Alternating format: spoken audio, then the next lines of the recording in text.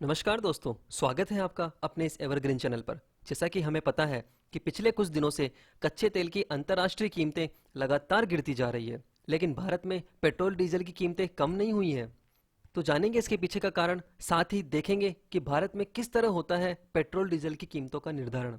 साथियों, हम ये भी जान पाएंगे कि भारत कच्चे तेल की गिरती हुई कीमतों पर ज़्यादा से ज़्यादा इंपोर्ट यानी कि आयात करके भविष्य के लिए कितना कच्चा तेल स्टोर कर सकता है।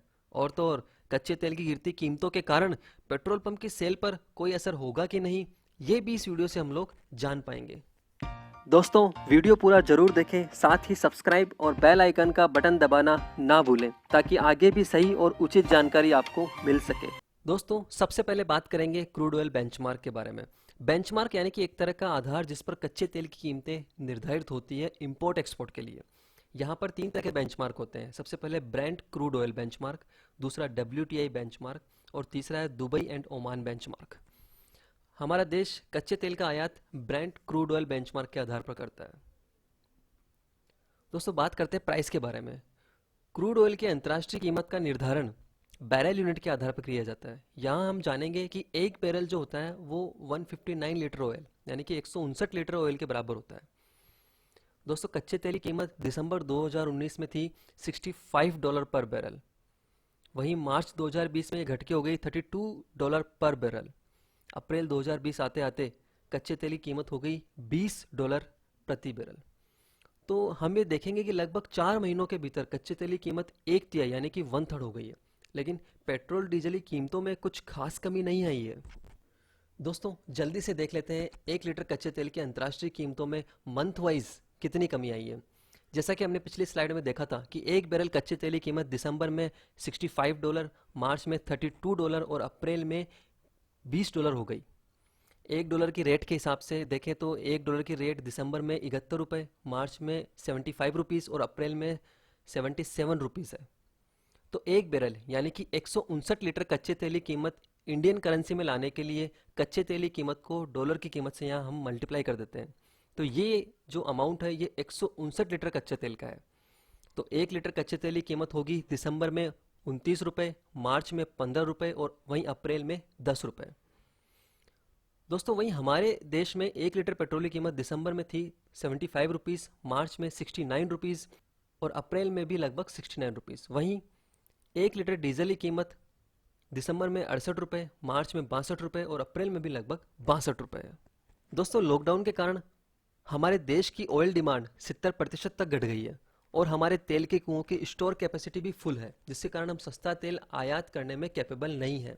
इसलिए ये वीडियो बनाते समय भारत कच्चे तेल की कीमत $20 नहीं $32 लेके चल रहा है। हालांकि उम्मीद ये भी की जा रही है कि दिसंबर 2020 आते आते ये कीमत $40 तक पहुंच जाएगी।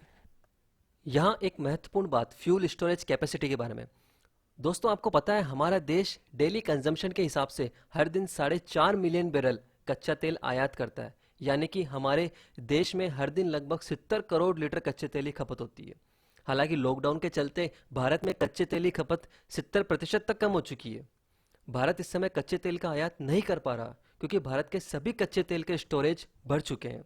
भारत की कच्चे तेल को स्टोर करने की क्षमता 39 मिलियन बैरल है। तो देखिए दोस्तों, जहां हम हर दिन 4.5 मिलियन बैरल कंज्यूम करते हैं, वहीं हमारी स्टोरेज कैपेसिटी उसके तुलना में केवल 39 मिलियन बैरल है। दोस्तों, आपको ये जानकर आश्चर्य होगा कि यदि भारत अपनी क्षमता के अनुसार कच्चे तेल को कंज्यूम करता है तो भारत की स्टोरेज कैपेसिटी को देखते हुए केवल 9 दिनों का ही इमरजेंसी फ्यूल स्टोर हो पाएगा।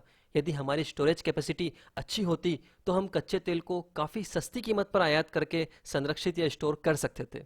यहाँ कुछ देशों की स्टोरेज कैपेसिटी की बात करेंगे। सबसे पहले Bharat, storage capacity 39 million barrel के हिसाब से 9 दिन का इमरजेंसी फ्यूल स्टोर हो पाता है। वहीं चाइना की बात करते हैं, स्टोरेज कैपेसिटी 550 मिलियन बैरल के हिसाब से 190 दिन तक का इमरजेंसी फ्यूल स्टोर हो सकता है। जापान की बात करते हैं, यहाँ पर स्टोरेज कैपेसिटी 528 मिलियन बैरल के हिसाब से यहाँ भी 190 दिन का इमरजेंसी फ्यूल स्टोर हो पाता है। तो हम देखेंगे कि चाइना, जापान 6 महीने तक का फ्यूल स्टोर कर सकते हैं। यही कारण है कि जहां भारत तेल का आयात नहीं कर पा रहा है, वहीं चाइना सस्ती कीमतों पर कच्चे तेल का आयात कर अपनी स्टोरेज कैपेसिटी का भरपूर यूज कर रहा है। दोस्तों, जल्दी से बात करेंगे कि कैसे भारत में पेट्रोल डीजल की रेट को डिसाइड किया जाता है। यहाँ हम मार्च महीने की कच्चे तेल की कीमत 15 रुपये प्रति लीटर, जो कि पिछली कुछ स्लाइड्स में बताया था, वो लेके चल रहे हैं। उसके बाद कच्चे तेल को रिफाइन किया जाता है।